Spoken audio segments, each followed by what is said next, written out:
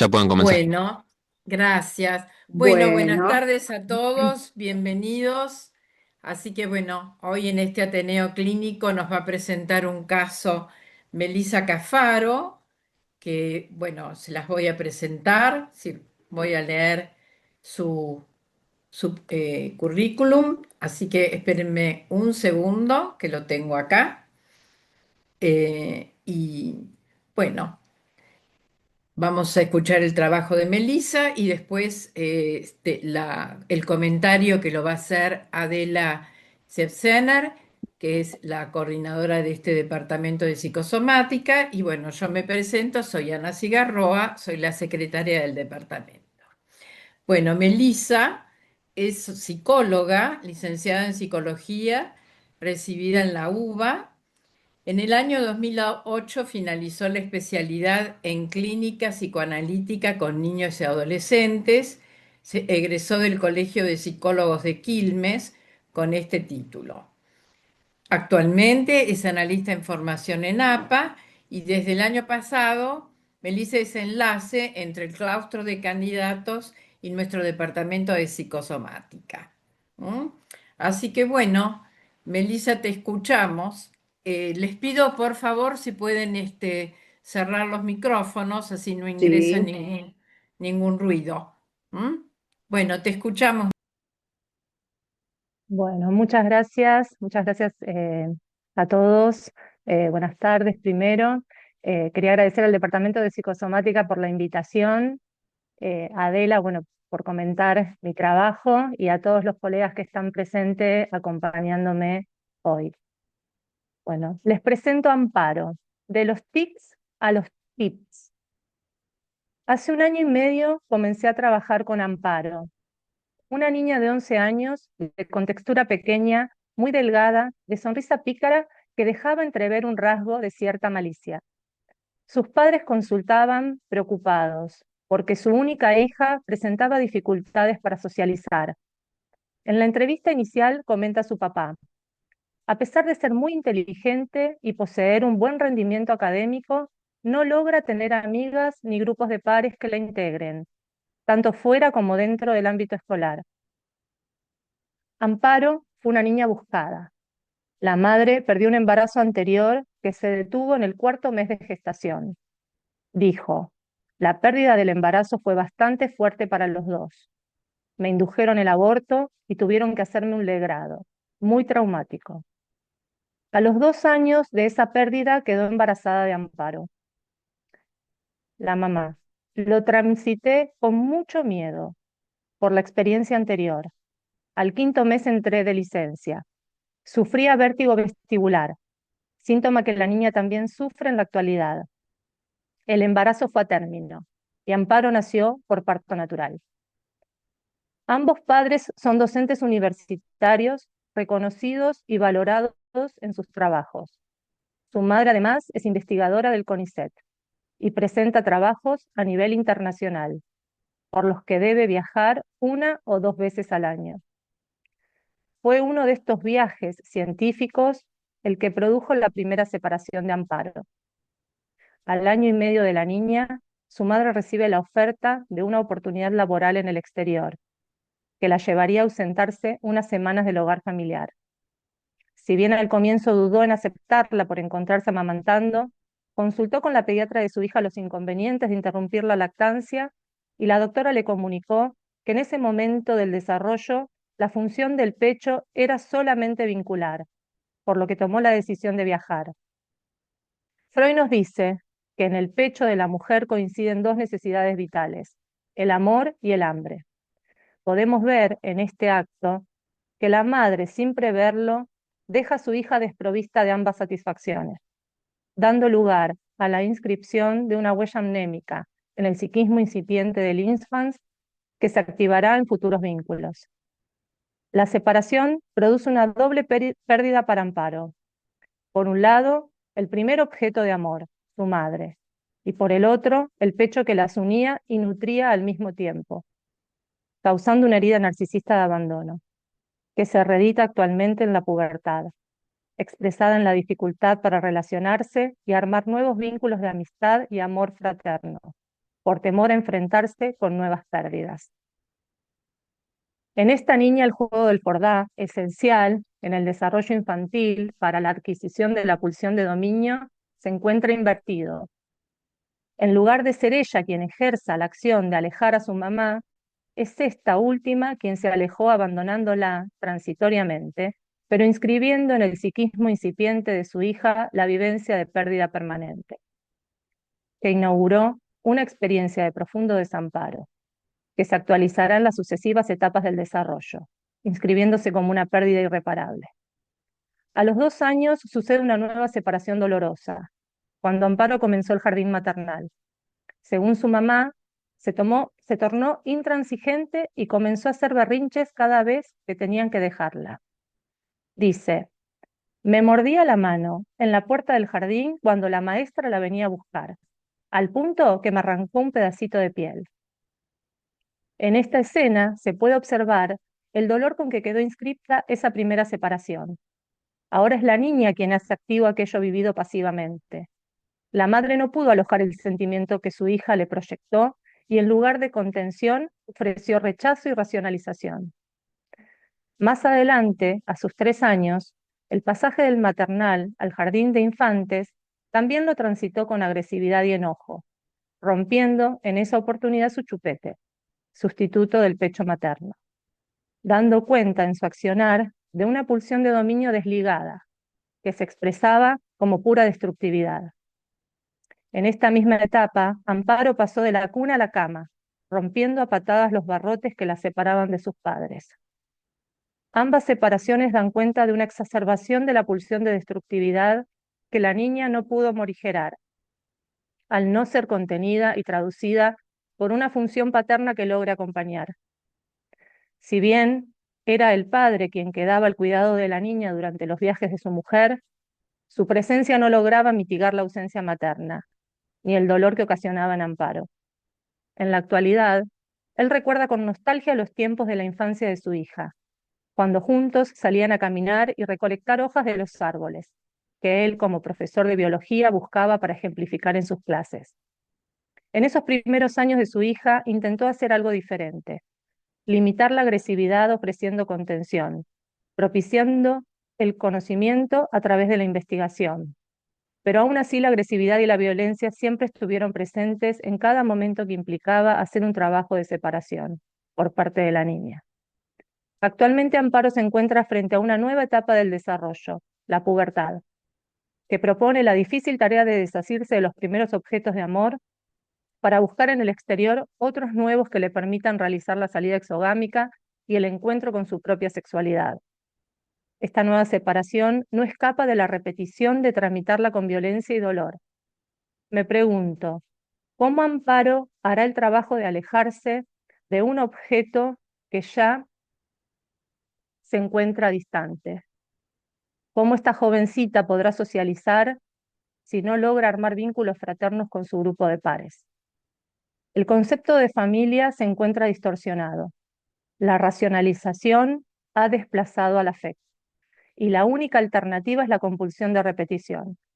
Recurre a la hostilidad, la crítica y el aislamiento tanto en su hogar como en el ámbito escolar. No se siente escuchada ni comprendida por su mamá, por su papá, por su analista, ni por sus compañeros de grado. En una de nuestras primeras sesiones me describe lo que le pasa. Mi papá no entiende nada, está muy perdido, muy en cualquiera. Llega joven de trabajar y se vuelve viejo al entrar. Mi mamá es un poco más canchera, pero no como los otros padres, que son cancheros y hablan entre sí. Siempre me molesta algo.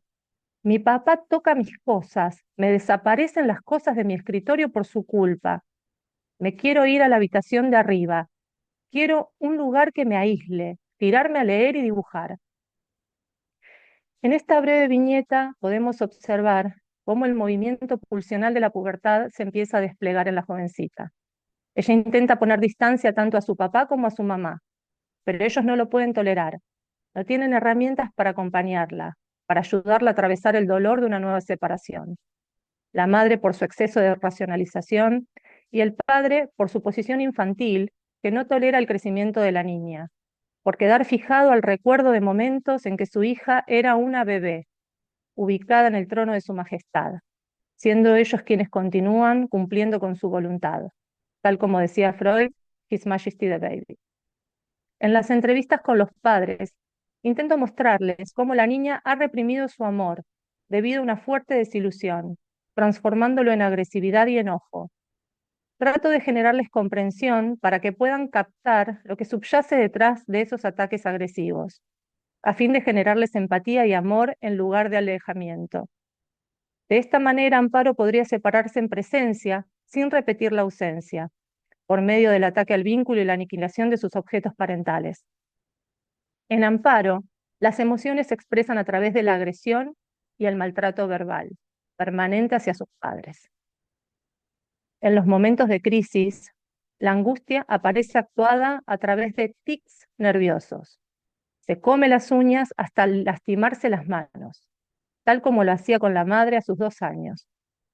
En otras ocasiones se muerde los labios y los hace sangrar. Le señalo que tal vez es la modalidad que encuentra para frenar su impulsividad de criticar, denigrar e insultar a sus papás, ya que los síntomas aparecen cuando comenzamos a trabajar la hostilidad con la que se expresa, tanto con sus padres como con sus pares. Logra contenerse cuando su cuerpo se lesiona, reemplazando un dolor interno por uno externo, frenando la impulsividad de la pulsión con el cuerpo. Durante las entrevistas vinculares, trabajo con Amparo y sus padres, intentando mostrarles cómo los roles se han invertido. Ellos se encuentran imposibilitados de ejercer una función paterna subjetivante, que ayuda a su hija a construir su propia identidad, realizando el pasaje a la adolescencia. En nuestros encuentros, Amparo trae situaciones de conflicto tanto familiar como escolar que no puede enfrentar. Constantemente planea artilugios para atacar a sus compañeros. No sabe cómo hacer amigos. Se acerca en plan de competencia. Los chicos se le alejan, no la invitan a jugar. Esto la frustra y enoja. Me pide tips que la ayuden a forjar una amistad. Le muestro que no los tengo, pero que juntas podemos pensar en una manera amable de acercarse, de compartir sus intereses y gustos personales y así descubrir afinidades con sus pares. Intento demostrarle que el acercamiento y la búsqueda de un vínculo de afecto está asignado por el amor e interés mutuo. Me comparte su pasión por la lectura y el dibujo. Le regalo un cuadernito para que se pueda expresar. Se sorprende. Dice que no lo va a usar para que no se arruine. Le señalo que, por el contrario, sus creaciones le darán un valor especial. Intento trabajar en entrevistas conjuntas, la construcción de un vínculo familiar donde los límites sean puestos desde el amor, la contención, la escucha y el interés mutuo. Sus padres también cargan con historias de desamparo y dolor. Ambos tuvieron madres avasallantes que les infligían temor y críticas constantes. Cuando la palabra comienza a circular desde el afecto amoroso, la compulsión de repetición va cediendo y algo empieza a moverse. Los padres intentan modificar su accionar frente a los ataques de su hija. Ponen límites claros y sostenibles que la estructuran y ordenan. Escuchan su pedido y le arman su cuarto en la habitación superior, dándole mayor intimidad y espacio personal. Luego de un periodo de separación con su analista, debido al viaje de egresados y al receso invernal, vuelve muy contenta. Comenta que se hizo una nueva amiga, su compañera de juegos y cuchicheos. Al parecer, nuestra separación, el alejarse de sus padres y la convivencia con sus compañeros habilitó la posibilidad de generar un vínculo de amor nuevo. Además, comenta que sus tics desaparecieron. Ya no se come las uñas ni se muerde los labios. A continuación, voy a presentar una viñeta clínica actual que da cuenta de la insistencia del síntoma y de la complejidad del caso. Viñeta clínica. Amparo entra al consultorio, se sienta en el escritorio y me dice: ¿sabes una cosa? Mejoró el tema de los labios y ya no me como las uñas, pero encontré otro tic para reemplazarlo. Me toco el pelo. Las 2 mechitas delanteras, teñidas de rubio, son las que amasa con su índice y pulgar hasta hacerlas un nudo. Le digo: ¿pensás que te serviría? tener una pulserita de las que armamos para controlar la necesidad de tocarte el pelo? No, tiene que ser algo mío, que lo tenga todo el tiempo, lo que necesita para tocarse. Sospecho que esta conducta de Amparo puede dar cuenta de una etapa regresiva y le pregunto, ¿recordás si esto de tocar el pelo lo hacías de chiquita? Tal vez cuando tomabas la teta le tocabas el pelo a tu mamá. Obvio que no me acuerdo, Melissa. Tenés razón, entiendo que no es algo que vos sola puedas recordar, pero tal vez te lo contaron. La crítica de tocarse el pelo la continúa recibiendo por parte de su padre. Analista, ¿querés contarme qué hiciste esta semana? Fui a la casa de Caro y la pasé bien. Ella y Juana juegan un juego en la tablet. Se llama Roblox. Mis papás no me dejan. ¿Cómo está la relación con ellos?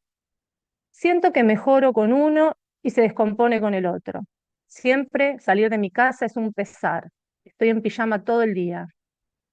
La proximidad de su cumpleaños también la tiene mal. Sufrimiento que tiene que ver con pedir de regalo algo que no necesita y además de no saber si lo puede festejar, ya que desde los 6 años no le festejan los cumpleaños por considerar que está grande para eso. Los padres la suelen llevar a algún lugar de festejo con ellos.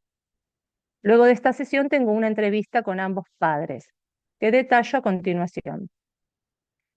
Analista. Hola, ¿cómo están? La idea del encuentro de hoy es hablar de cómo la ven a Amparo desde la última vez que nos vimos antes del viaje de egresados. Papá, la veo mejor. Analista, me contó que tiene una nueva amiga y le regaló una medallita de la amistad. Ella se quedó con la otra mitad. La mamá. Ella tiene miedo a rebotar en ese gesto de amor. La mamá me cuenta que le sugirió a su hija regalar la medallita. Amparo le cuesta mucho desprenderse de sus objetos. Considero este gesto un avance importante del tratamiento. Y continúa diciendo, noto que el haber ido al viaje de egresados fue un gran acierto. También la favoreció que Mara se cambió de colegio. Ella era muy amiga de Juana, actualmente amiga de Amparo. La mamá dice, hace un tiempo venimos todos saliendo más rápido del conflicto. Analista, les quiero comentar algo que surgió en la última sesión, a partir del nuevo síntoma de Amparo de tocarse el pelo. Quería preguntarles qué tiempo tomó pecho y si recuerdan cuando lo hacía, si le tocaba el pelo a la mamá. Ante mi pregunta, la madre se sorprende y mira al marido para recordar juntos esos momentos. Mamá, Amparo tomó pecho hasta el 1 año y medio. No recuerdo si me tocaba el pelo, pero creo que no, ya que nunca lo tuve demasiado largo. Lo que sí recuerdo es que ella usaba un trapito, que era un camisón mío, cuyos breteles eran 2 tiritas finitas que ella doblaba con sus manitas. Las mojaba con saliva y se las ponía en los ojos y decía el trapito de mami. Yo le daba de amamantar con ese camisón verde con flores y creo que el color le llamaba la atención. Al 1 año y 4 meses me fui y la desteté. La pediatra me había dicho que después del año el amamantar era solo un vínculo afectivo. Fin de la viñeta. Para concluir, puedo decir que en este 1 año y medio de trabajo, luego de varios encuentros y desencuentros familiares, Amparo comenzó a transitar la separación de su mamá y su papá de forma lúdica y amorosa. Hacen bromas que sustituyen las críticas, se ríen, discuten sus diferencias. Se observa la presencia parental activa, que acompaña a esta niña a entrar de manera más favorable a una nueva etapa de la vida, la adolescencia. Bueno, gracias, Melissa. Muy interesante el caso, muy clara tu exposición. Así que bueno, ahora vamos a escuchar a Adela Sepsener, que nos va a hacer su comentario acerca de tu caso. Así que bueno, desmuteate, Adela, para poder escucharte. Gracias. Bueno, realmente es un material conmovedor, ¿no? Eh, a mí se me ocurrió que aparte de este subtítulo de los tics a los tips, podríamos perfectamente poner otro subtítulo el desamparo de Amparo, ¿sí? Yo sospechaba cuando lo leí que no era el nombre verdadero de la paciente, pero me pareció que había estado muy oportuno elegir ese apodo para presentarla, ¿no? Porque realmente yo creo que es una niñita desamparada, ¿no? Y comentaba con algún par de colegas que entramos los primeros que Amparo es uno de las traducciones que se han usado para el término holding de Winnicott. Lo traducen como sostén o amparo, ¿no? Y digo, esto es el desamparo de Amparo, ¿no?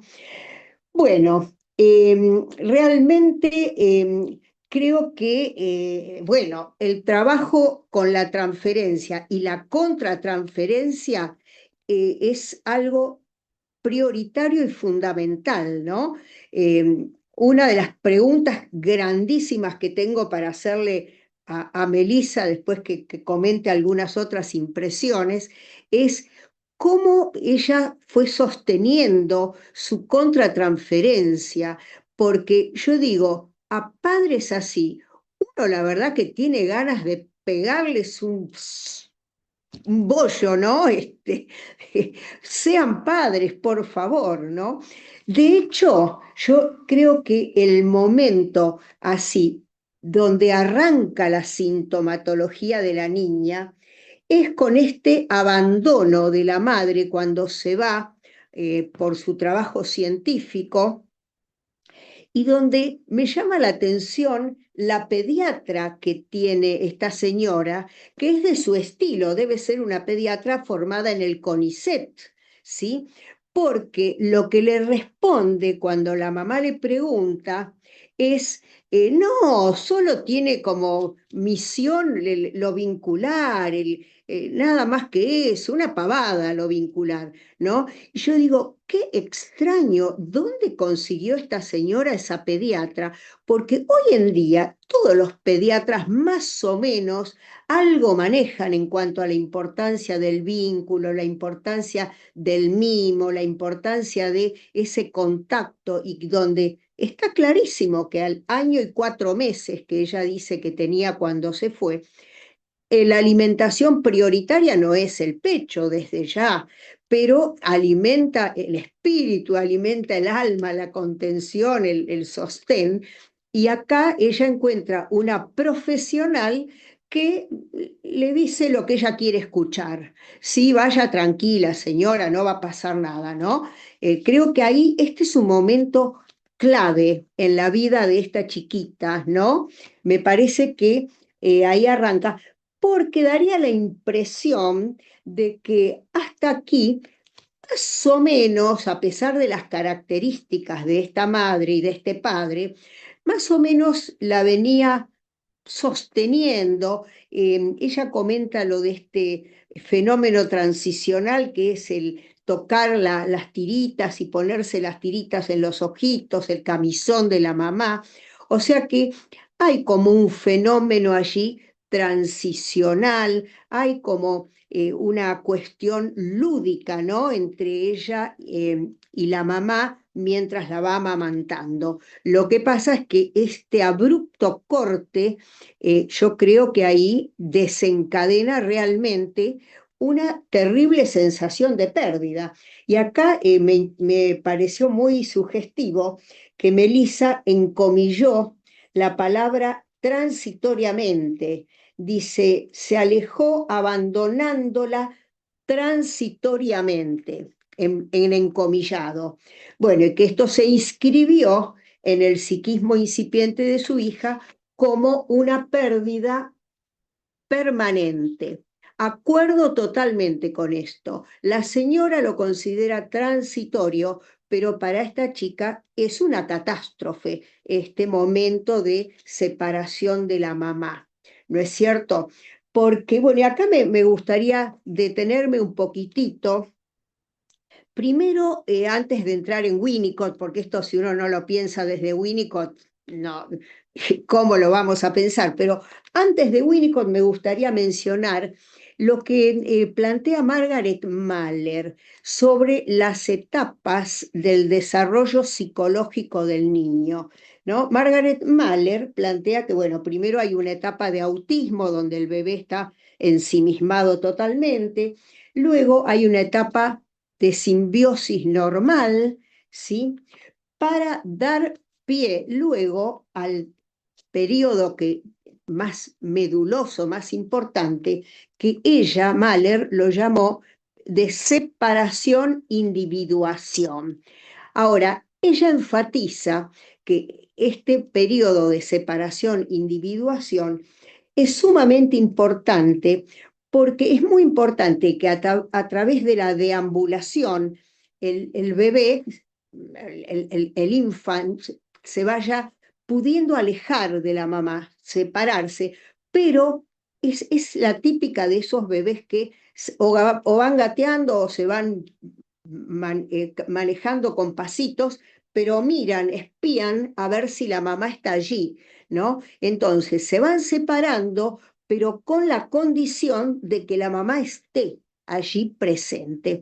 Y acá esta separación para Amparo la deja así, en una soledad terrible, ¿no? Tomé también lo de Winnicott, aunque Winnicott lo menciona como lo transicional, pero yo creo que en un punto, tanto lo del Fordá, que es más bien simbólico, y el fenómeno transicional, el objeto transicional, lo podemos pensar de un modo similar. ¿Por qué? Una de las cosas que plantea Winnicott con los fenómenos transicionales es que poco a poco, aunque el bebé esté separado de la mamá, si esta separación es breve, se mantiene el recuerdo de la mamá y entonces todo va bien. Pero, dice Winnicott, si esta separación se prolonga más allá de lo que este bebé puede tolerar, el objeto transicional va perdiendo su brillo, va perdiendo su importancia, ¿sí? Y esto es altamente generador de patología.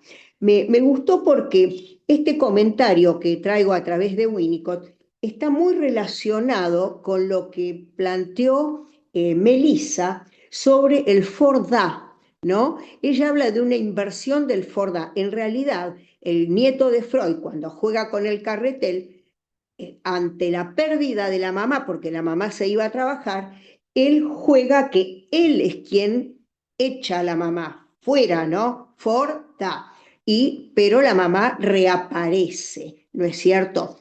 Y acá, lo que ahora le quiero preguntar también a perdón, a Melissa, ¿cuánto tiempo duró este viaje de la mamá? Porque ella habla de más de una semana, probablemente, no sé si yo lo entendí bien, no me quedó muy claro, pero obviamente que ese periodo de separación para esta chica fue demasiado, fue insoportable, ¿sí? Aún habiéndose quedado con el papá y en su casa y supongo que con todas sus rutinas diarias, pero creo que acá este es un momento clave donde podríamos decir arranca toda la problemática de esta chiquita, ¿no? Y acá me gustaría recordar algo que escribió André Green, ¿no?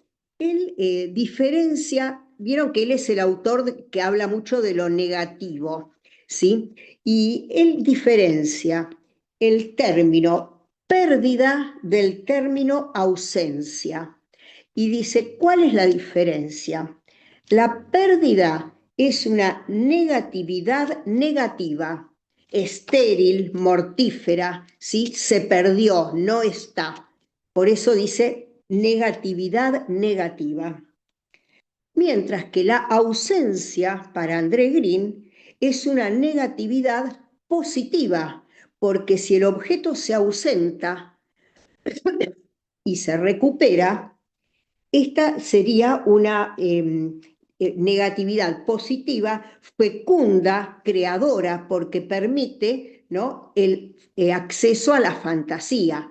Ah, mamá no está, acá está, no está, el juego de las escondidas. Todo esto tiene que ver con ausencia y lo positivo que es recuperar al objeto, mientras que la pérdida es negatividad negativa. Me pareció que venía muy al caso esta diferenciación que estableció Green, porque la mamá considera que es una pequeña ausencia, que ella se va a ir por unos días, pero para Amparo esto no es una pequeña ausencia, es la pérdida de la figura materna, ¿no?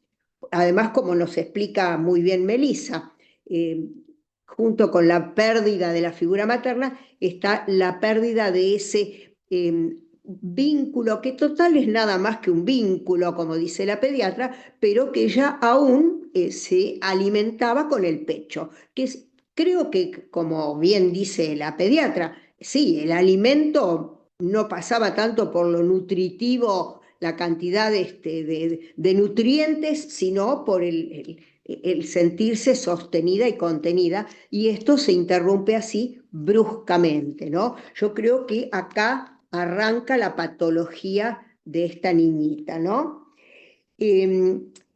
Y lo que nos plantea después Melissa es muy interesante porque dice la nueva separación que tiene lugar a los 2 años, cuando ella ingresa en el jardín maternal, y donde lo que dice es que se puso berrinchosa, hacía berrinches, golpeaba, pegaba, mordía a la mamá, lastimó a la mamá.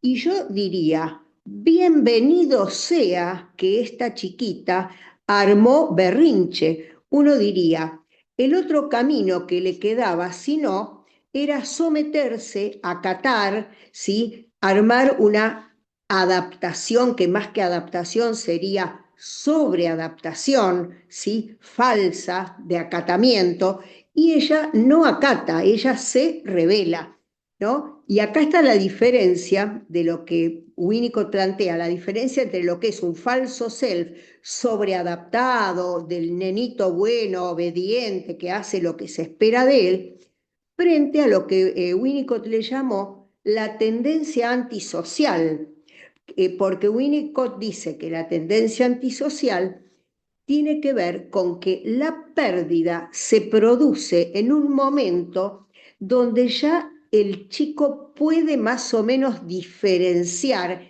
que la pérdida viene de afuera. Yo tuve algo y me fue quitado, me fue retirado. O sea, tengo derecho a eso y me lo sacaron. Que creo que es lo que ella arma como lo defensivo, que es la agresividad, la violencia, patear, rompe los barrotes, rompe el chupete, ¿no? Esta cosa de destructividad, que creo que de algún modo a esta chiquita la salvan, ¿no? ¿Por qué? Porque nosotros sabemos, todos los que atendemos niños, que las graves consecuencias que tiene para un niño es ser el niñito modelo que se adapta a todo lo que se espera de él. Ese niño es muy probable que va a tener alguna patología psicosomática, ¿no? Es caldo de cultivo esto para muchas cosas graves. Y yo digo, es preferible para la salud mental de esta chiquita que haga un berrinche, una pataleta, que rompa cosas, y no que se someta y acate todo, ¿no? No sé, es un tema bueno, ahora vamos a escuchar qué contesta Melissa de todo esto, ¿no? Bueno, y por otro lado, esto que ya lo dijo muy claramente Melissa, el papá tenía buena onda, buena intención, pero en realidad el papá tenía una personalidad muy infantil, porque este papá lo que hace es recordar tristemente, nostalgiosamente, aquellos tiempos cuando vos eras una bebita y juntitos íbamos a juntar las hojitas. O sea, el papá quedó fijado en una etapa previa, ¿no? Con lo cual tampoco es alguien apto para ayudarla a soportar la separación de la mamá, ¿no es cierto? Ahora, esta nena, yo creo que, bueno, si bien habrá sido terrible soportarla, porque si hacía berrinches en todos lados, seguramente también lo haría en la sesión, ¿no? Pero tiene algunas cosas que son realmente muy, muy importantes para salir adelante, ¿no? Ella, por ejemplo, pelea por tener una habitación separada de los padres. Considera que ella ya puede estar en el piso superior y que quiere tener su privacidad, lo cual costó que estos papás accedieran. Uno dice, bueno, la destetaste temprano, pero no la dejás subir unas escaleras para ir a dormir en el piso superior. ¿En qué quedamos, no? Ella pelea por esta independencia, por tener lo suyo.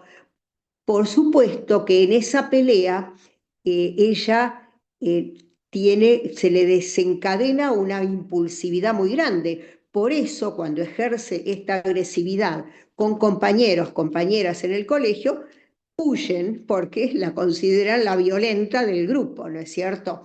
Este, bueno, esto me pareció importante. Después también, cuando Melissa puntúa que ella se muerde los dedos hasta hacerlos sangrar, se arranca las uñas, se muerde los labios, donde se inflige un dolor a sí misma. Me recordé lo que escribió un colega de España, que nosotros lo habíamos invitado a una jornada que hicimos en el Departamento de Psicosomática, que se llama Miquel Zubiri.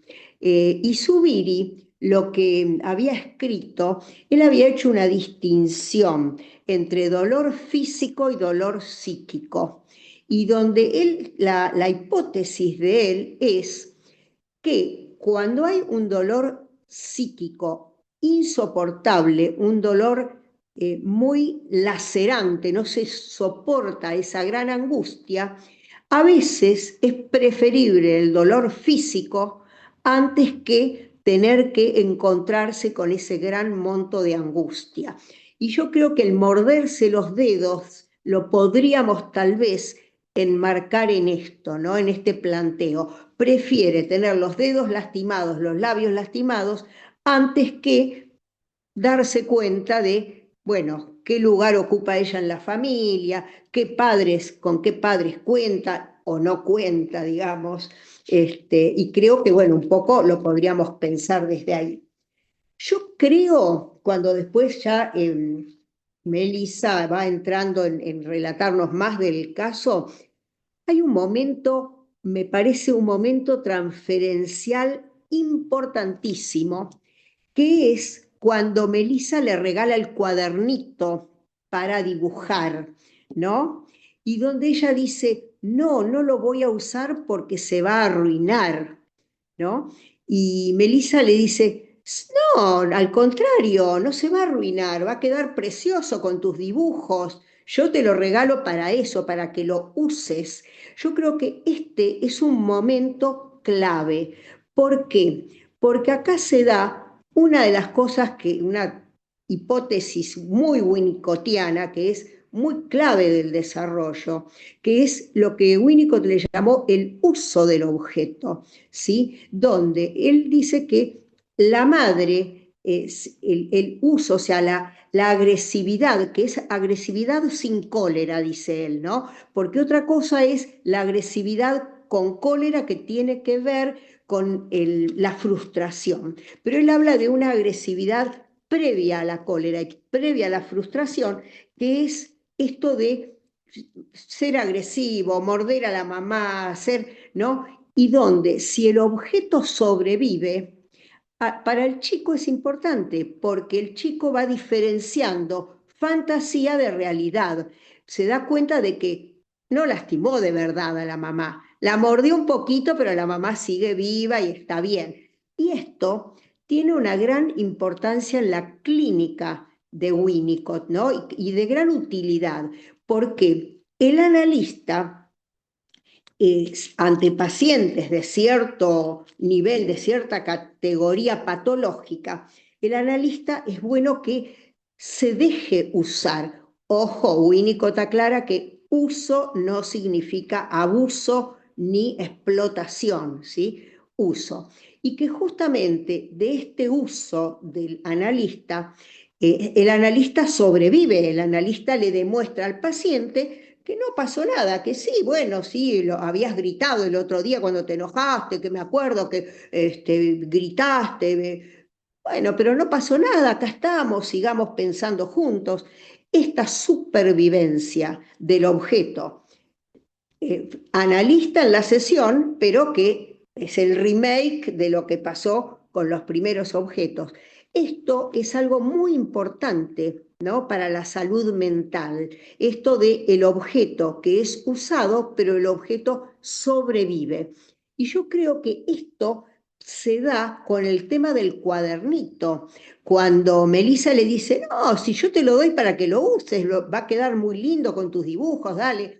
Esto creo que inaugura algo muy, muy importante, que es, bueno, ella estaba siempre catalogada como la violenta, la agresiva, la mala, la que pega, la que hace el berrinche, y acá la analista se ofrece a decirle, no, no, lo podés garabatear porque va a quedar lindo, es para vos, yo te lo regalo, lo cual me pareció que inaugura un momento particular en el análisis esto, ¿no?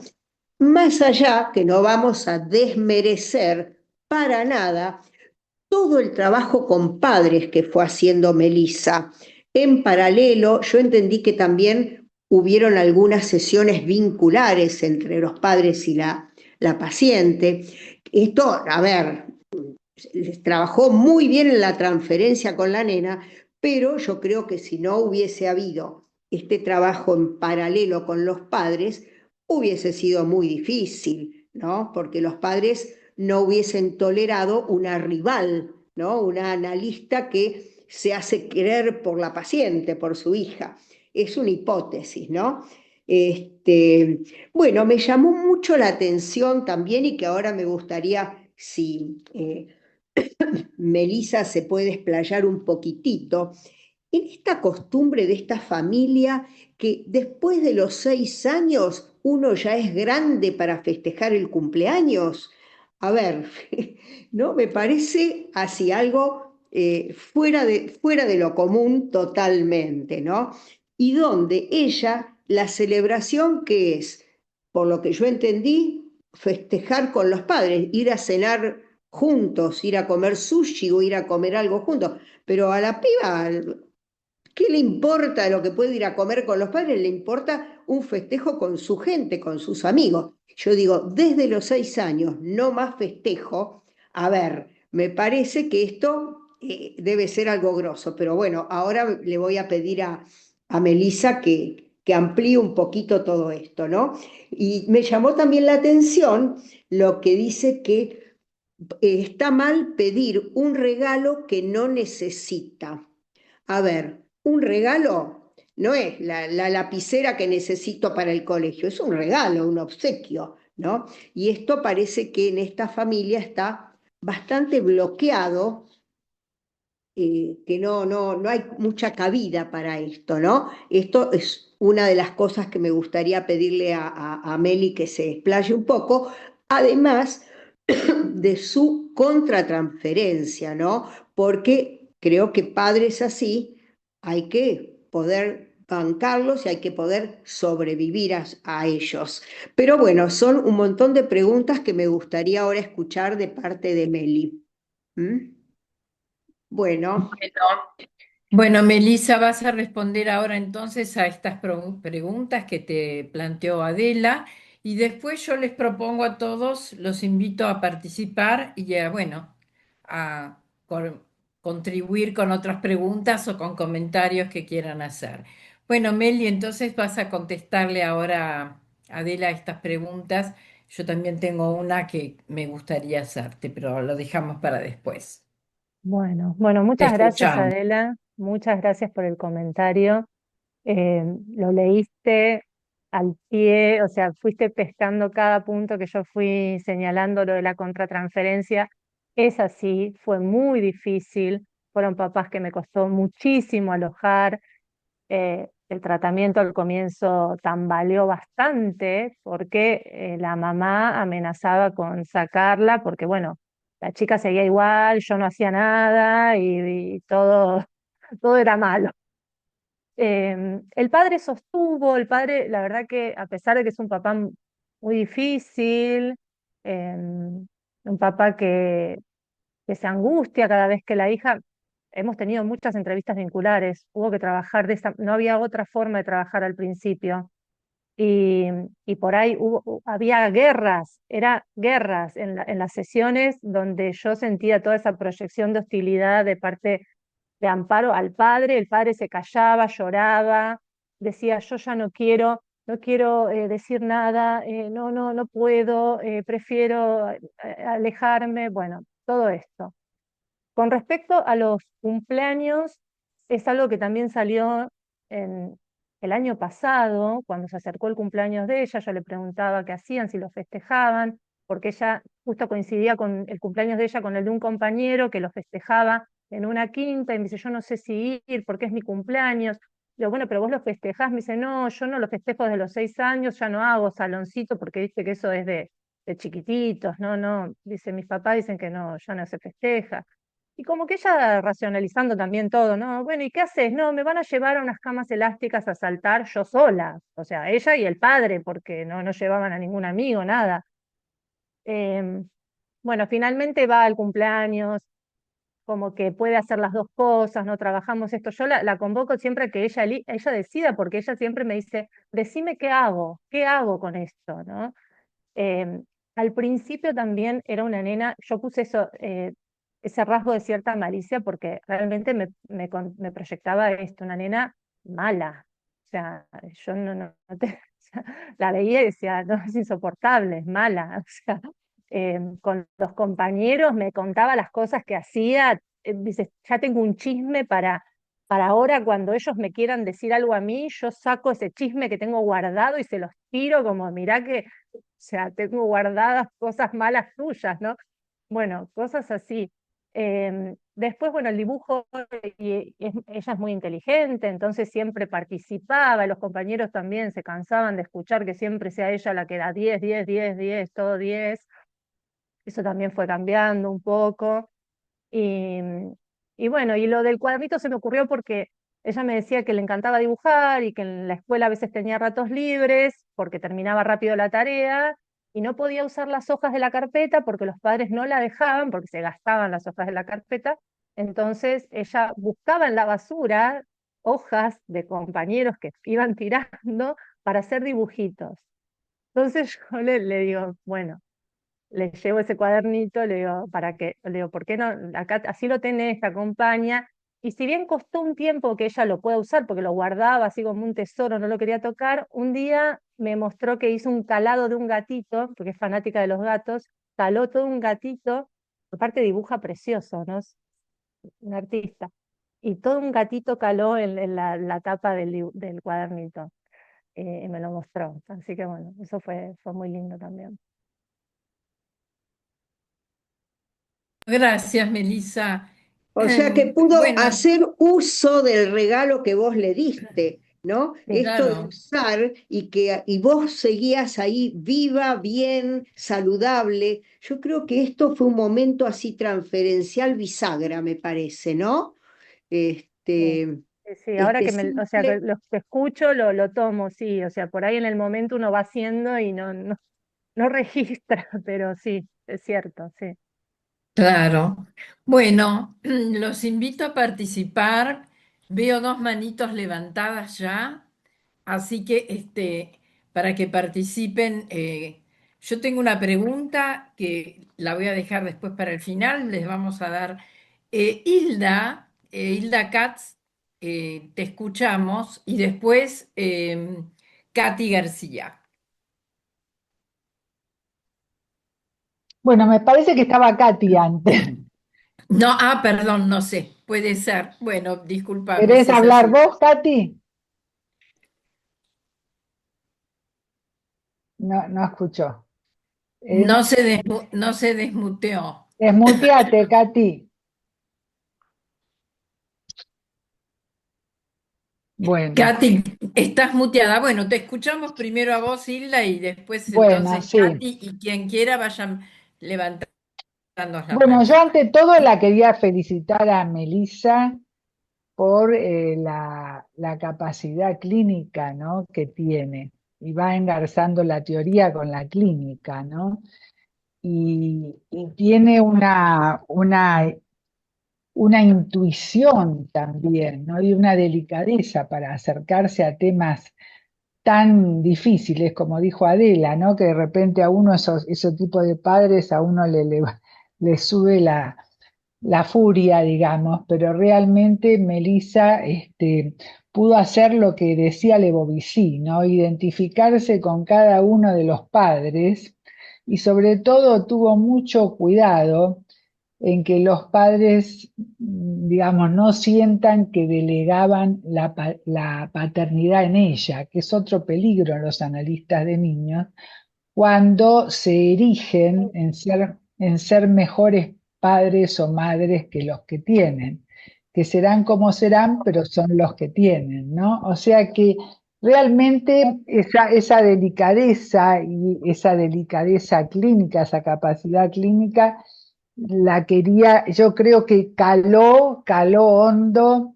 en la paciente, ¿no? Por eso creo que hizo un gatito calado, ¿no? Como que todas esas marcas y esas lastimaduras que ella se hacía, de pronto se pudieron sublimar en algo que caló un hondo en la niña, ¿no? En la adolescente ya, que fue lo que Melissa le brindó, ¿no? Y en ese sentido me parece que es algo a remarcar.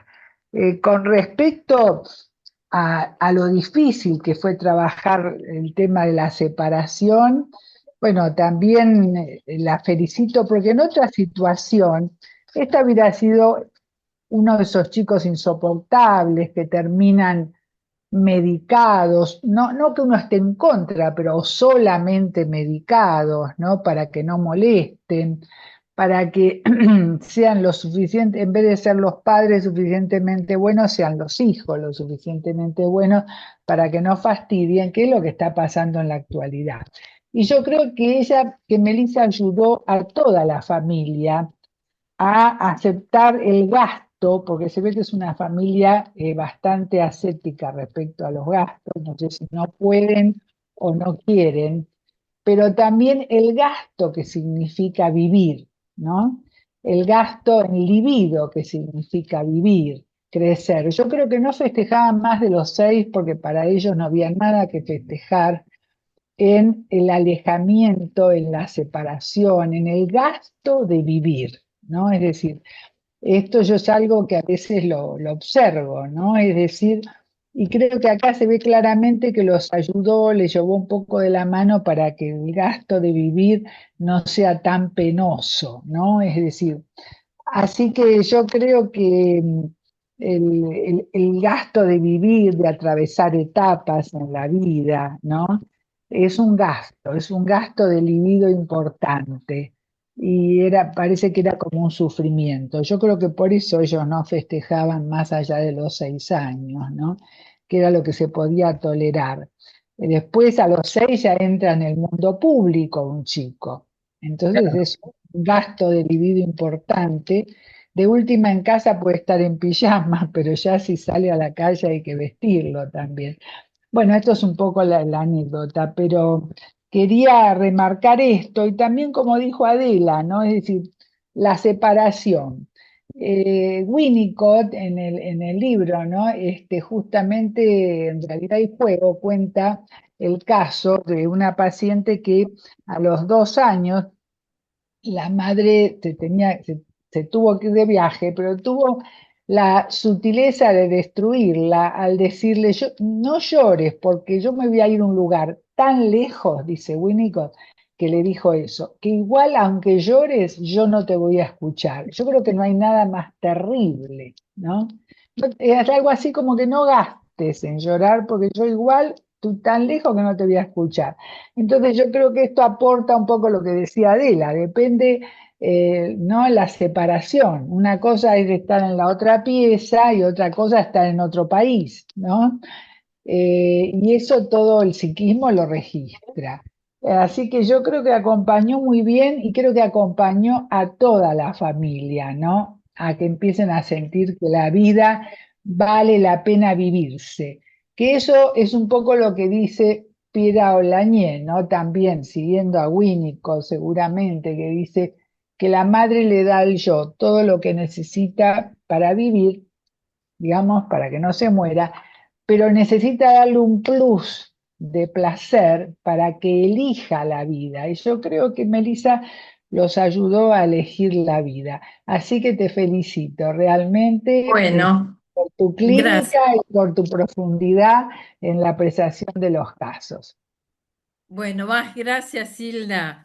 Bueno, tenemos tres manitos levantadas. Primero Katy García, luego Andrea Montiel y luego Graciela Matías. Te escuchamos, Katy.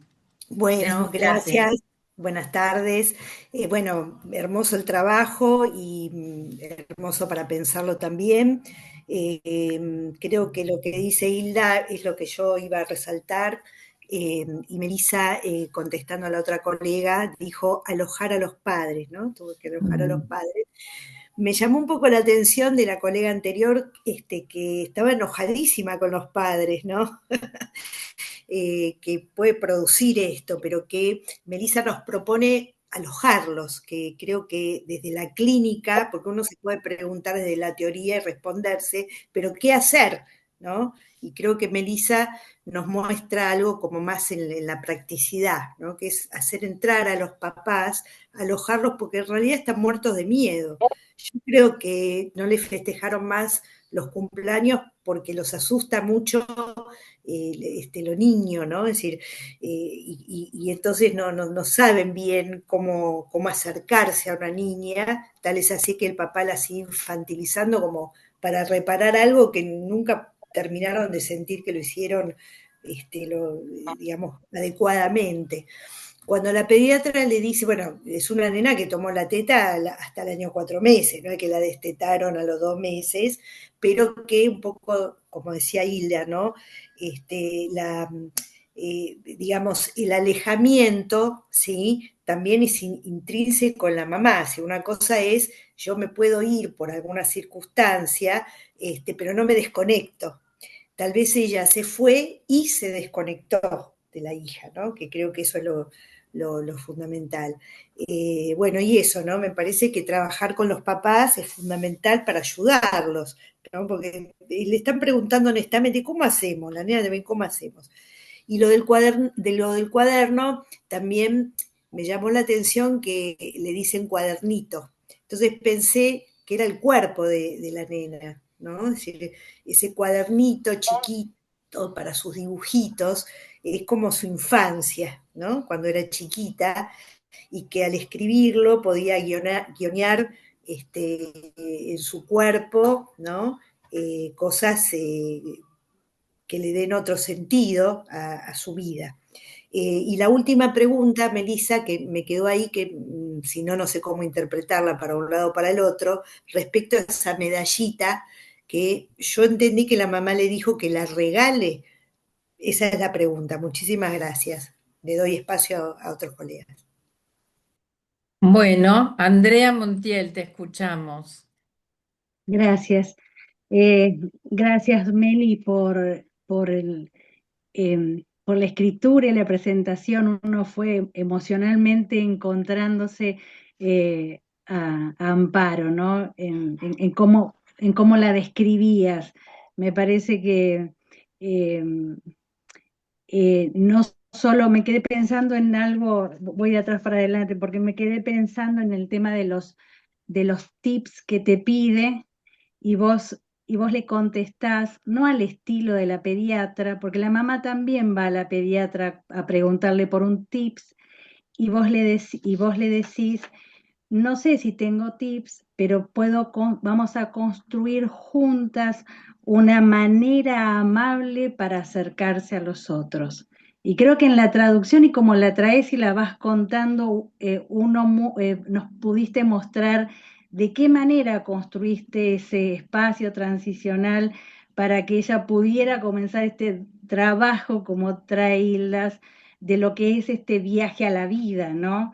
Y ahí mismo también esta cuestión de una pulsión de apoderamiento, me parece, me parece muy lindo esto de traer nuevamente la importancia del Fordá, donde un niño en esos tiempos tiene la posibilidad ahora gozosamente de poder él separarse, como pide después, quiero otra habitación arriba, ¿no? En ese tiempo también era la forma de vengarse que ahora ella podía hacer la separación de la mamá y no tuvo esa forma amable de transitar ese viaje hacia la experiencia de la separación. Eh, eh, me quedé pensando en eso y en yo ahí hice una pregunta porque los papás, gran trabajo con los papás, gran trabajo con los papás para incluirlos y también en construir una manera amable de que ella pueda pensarlos, hacer una crítica, porque justamente lo que los papás traen es que ellos dos tenían madres querellantes, madres avasallantes, y Amparo se vuelve en las madres de sus cabezas. Y generaste un espacio para que esto pudiera ponerse a la distancia justa y ella pudiera conquistar de otra manera, con una fuerza que trazara como lo hizo en la tapa de ese cuaderno. Gracias, Meli. Gracias. Bueno, gracias Andrea. Le escuchamos ahora a Graciela, Graciela Sí. Matías. Hola, ¿qué tal? Bueno, primero felicitarte, Melissa, porque es un trabajo sumamente interesante y coincido mucho con con los comentarios de Adela cuando hablaba de la transferencia contra transferencia, ¿no?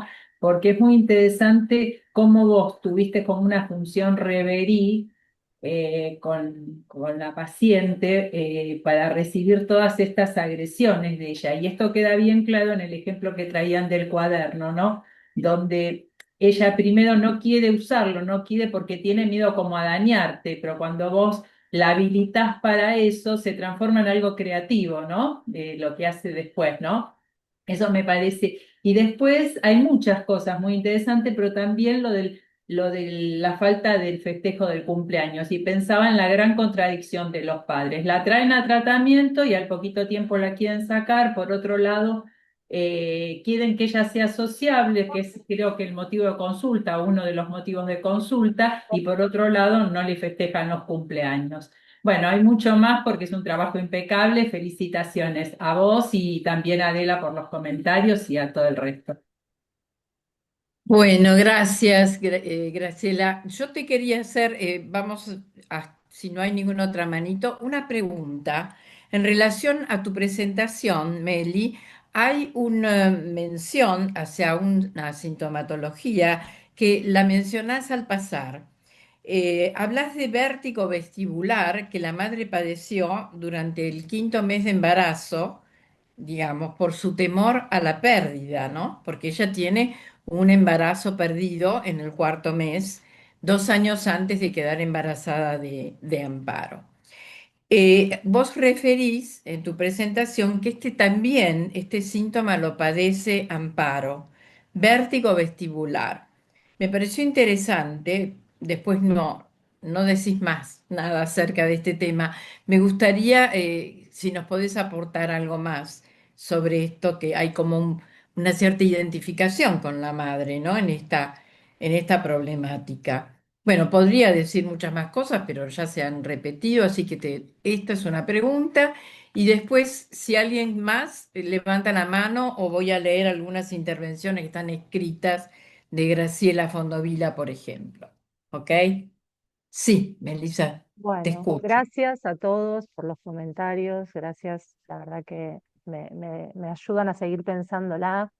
Esto que decía Hilda del gasto de la vida, es así, un papá que la vida es un gasto, todo lo que tiene que ver con lo lúdico, lo placentero, no se puede desgasto, se puede gastar en eso. De hecho, cuando vi el gatito de Katy, me acordé, mi paciente soñaba con tener un gato y los padres no, un gato no, un gato no. O sea, arreglate con el perro, pero el perro no le da bolillas, y a ella le gustan los gatos además, así que, bueno, insistiendo, o sea, trabajando esto el tema de, bueno, que qué bueno sería que ella tenga alguien a quien cuidar y darle su amor. Bueno, llegó finalmente el gato hace unos meses. Ahora es el gato el que la araña, ¿no? Ahora no la deja dormir. Es un bebé y ella y está experimentando todo, o sea, lo que, bueno, experimenta, habrán experimentado sus padres con ella de bebé. Capaz que los padres la dejan, bueno, ahora te quedas con el gato, o sea, tuvo una semana sin dormir, pobre criatura, porque el gatito le jugaba.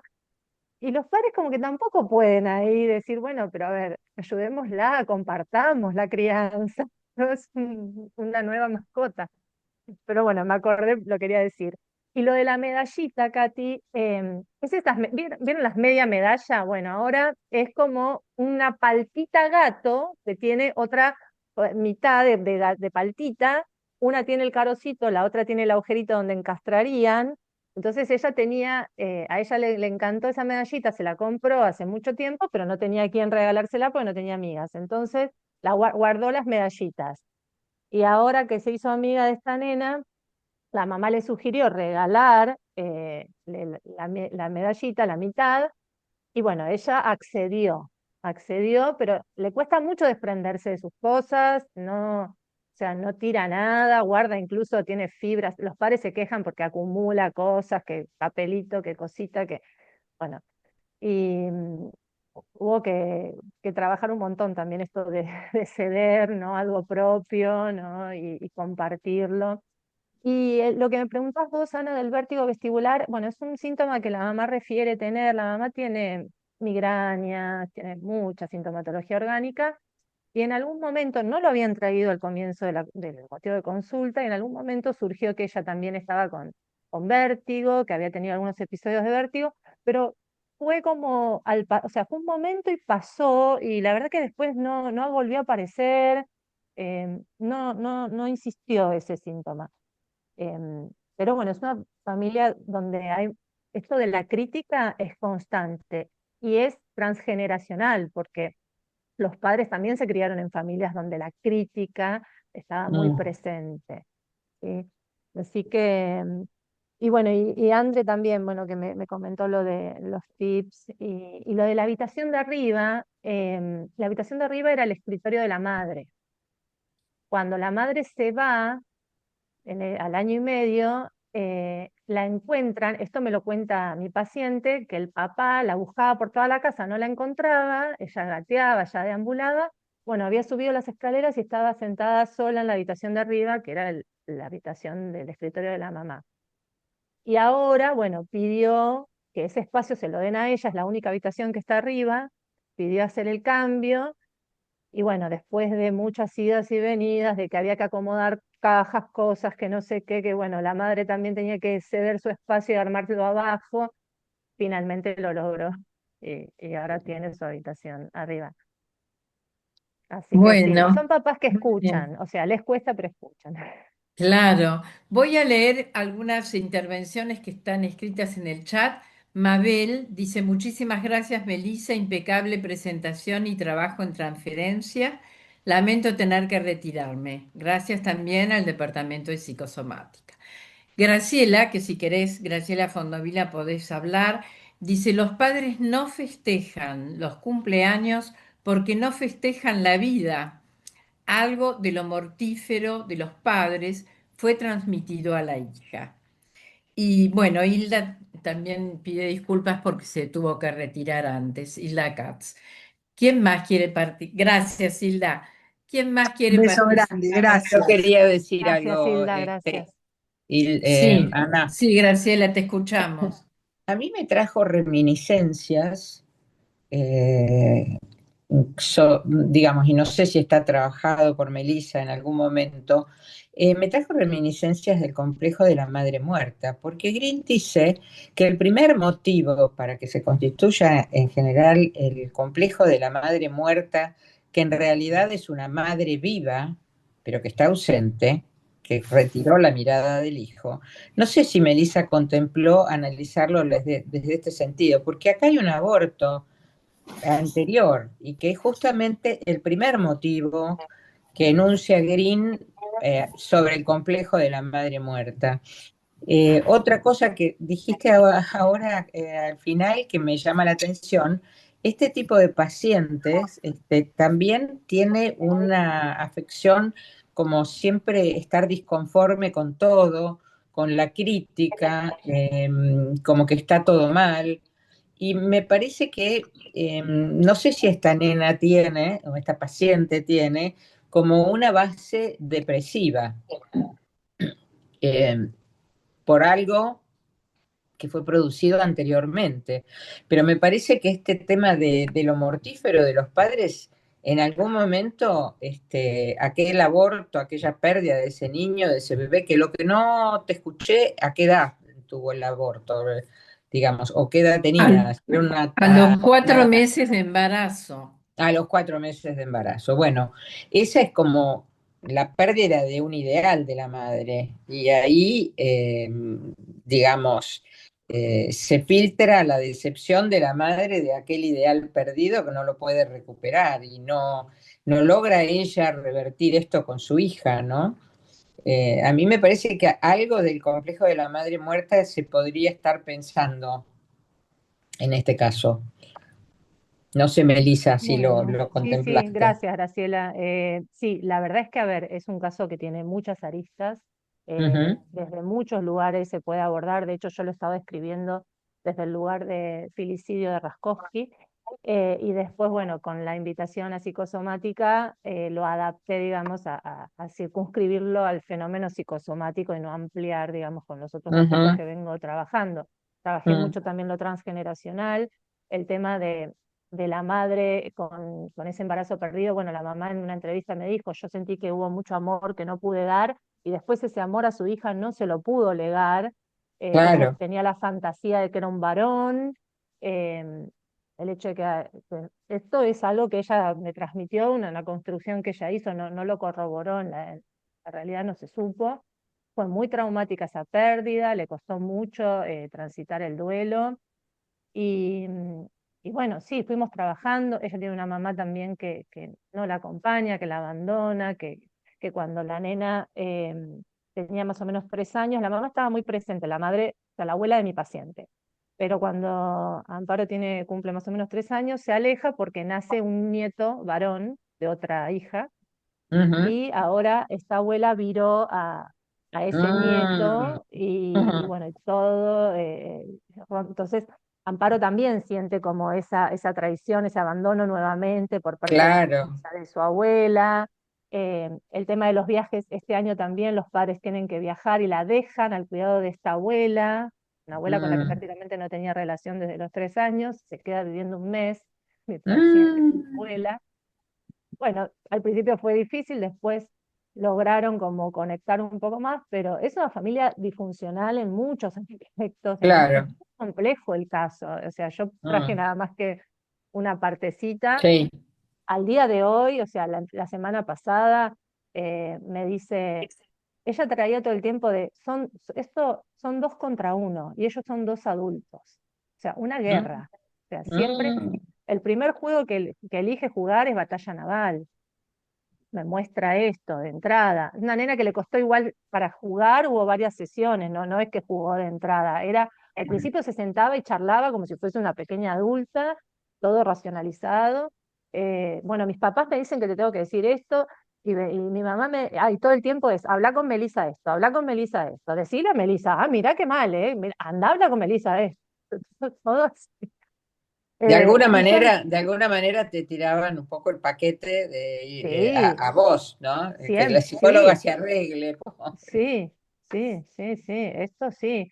Y yo, bueno, todo el tiempo tratando de devolverlos, bueno, pero a ver, vos sos la mamá, vos sos el papá, en entrevistas vinculares. Hubo una entrevista que vinieron los tres a jugar y el padre no entendía el juego, la madre más o menos que iba, y ella estaba sentada en el escritorio en mi lugar, yo me había quedado en un silloncito al costado, estaban jugando, los veía, los observaba a los tres.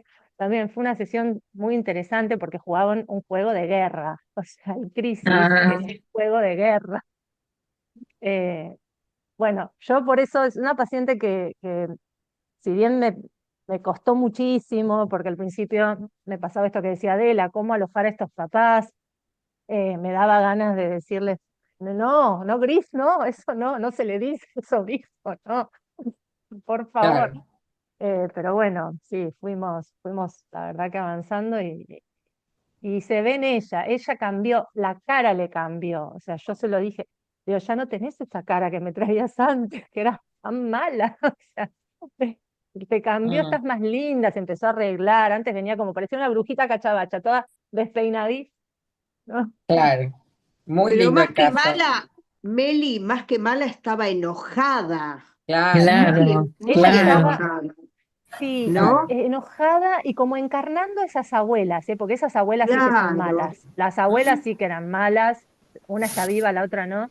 Y yo creo que contratransferencialmente me generaba eso, como que les encarnaba esas madres a los padres, y era esa madre tirana a ella. Ella era la madre tirana para el padre, la madre criticona para la madre, encarnaba eso. Cuando la empecé o sea, a trabajar esto de la desidentificación de las brujas, porque aparecía lo viejo. Todo el tiempo me decía, mi papá es un viejo, mi papá es un viejo. El padre tiene 50 y pico de años, pero parece viejo, es cierto. Tiene razón, se comporta como un... Entonces digo, ¿pero qué es lo viejo? Le digo en un momento, decime qué es lo viejo. Y bueno, lo viejo eran estos abuelos que estaban, sí. claro. Pasados. Bueno, nos quedan pocos minutos y bueno, yo Bodni hay una pidió, manito Ana, levantada. Sí, Bodni, Rosa Bodni pidió la sí, palabra. sí, sí. Rosa Bondi, también Katy García, que bueno, ya No intervino. hay Le vamos problema. a dar primero la palabra a Rosa y luego Katy y ya después tenemos que ir cerrando porque estamos cerca de la hora. Rosa Y hay más, Bondi, que escuchamos. hable otro, que yo ya hablé, no, no hay ningún problema. Bueno, perfecto, ok. Sí, Rosa, te Bueno, escuchamos. no, yo nada más felicitar a Melissa, la verdad que muy interesante el caso, muy bien presentado, yo creo que nos deja a todos pensando, como vos decís, tiene un montón de aristas, y no había levantado la mano, pero aproveché que me dieron la palabra. Bueno, Gracias. Bueno, gracias. Bueno, Katy se retiró. Nos quedan 3 minutos, Katy cortito, y después le daría la palabra a Victoria Sepsener para hacer un cierre y ya estamos finalizando. Sí, Katy, No, yo quería decinos. resaltar lo valioso de tu trabajo, Melissa, que estás ayudando estas personas a hacer familia, a hacer sostén. Y eso me parece que es nuestra tarea, no enojarnos con los padres, ¿no? Todo esto obviamente es contratransferencial y a usarlo, pero ayudar a estos adultos, ¿no? Hilda, qué raro que no dijo lo de adulticidio, ¿no? ¿No? A ser adultos y bueno, me parece que se apoyan todos en vos porque te necesitan y eso es nuestro trabajo y lo estás haciendo, la verdad que fundamental. Gracias. Gracias, gracias. Bueno, Melissa, ¿querés decir algo? Yo ¿Ya? ¿Querés agradecerles a decir? todos, gracias Rosa también por tus palabras, bueno, gracias Adela, gracias Graciela, Katy, bueno, todas, Ana, vos también, esa pregunta que la verdad que me permitió ampliar algo que había quedado ahí por ahí medio esbozado y nada más. Em, la verdad que a mí me resulta muy lindo poder compartir clínica. Es un caso que es sumamente difícil y me ayuda un montón que todo lo que ustedes me dijeron para poder seguir trabajando con la paciente. El nombre no es el real, pero ella tiene un nombre también de vieja, como ella me dice, mi nombre es de vieja. Y yo le digo, bueno, también es de princesa, le digo. Ah, no, bueno, como, yo al principio era la tonta que le hablaba de princesas y de que a mí me gustaban las cosas mágicas y, siempre, y al principio era así, sí, la tonta que decía esas cosas y bueno, de a poco fue, fue calando en ella esta mirada un poco más amorosa de, sí, la verdad que Bueno, bueno. bárbaro. Bueno, Meli, felicitaciones, realmente excelente tu Sí, presentación. Y bueno, nos despedimos con un aplauso entonces y bienvenidos a todos los que totalmente. nos acompañaron. Bueno, muchísimas gracias a todos Bueno, por acompañarme. muchas Gracias, Adela. gracias. Un Gracias al gusto departamento por este realmente. año, gracias. Y en estos Ateneos, la verdad que aprendemos mucho todos. Trátese de un caso de niños o trátese de algún caso de adultos, ¿no? Y creo que, bueno, la persona que lo presenta generalmente nos aporta un montón porque nos abre la cabeza y nos permite pensar, ¿no? Es realmente un ámbito, un espacio que pensamos en nuestro próximo último año de gestión, seguir manteniéndolo uno por mes, estos Ateneos clínicos, ¿no? Porque realmente son muy fructíferos, muy fructíferos. Y Meli, esto que dijiste del verdadero nombre de ella, que ella dice de vieja, pero vos le decís, bueno, pero también de princesa, yo creo que de nuevo vos la acercás a esto de mirar el lado bueno, mirar el medio vaso lleno, ¿no? Como pasó con el cuadernito que no quería usar, bueno, no, pero lo vas a enriquecer, fíjate lo lindo. Y acá también el nombre, bueno, pero es de princesa, vos resaltás lo positivo, ¿no? Y creo que eso es algo muy espontáneo tuyo que a ella le aporta un montón. Gracias. Bueno, gracias, Bueno, gracias, gracias. Melissa. Nos Gracias a despedimos. todos. Gracias. Gracias. Gracias. Chau, chau. Chao. Chau, chau.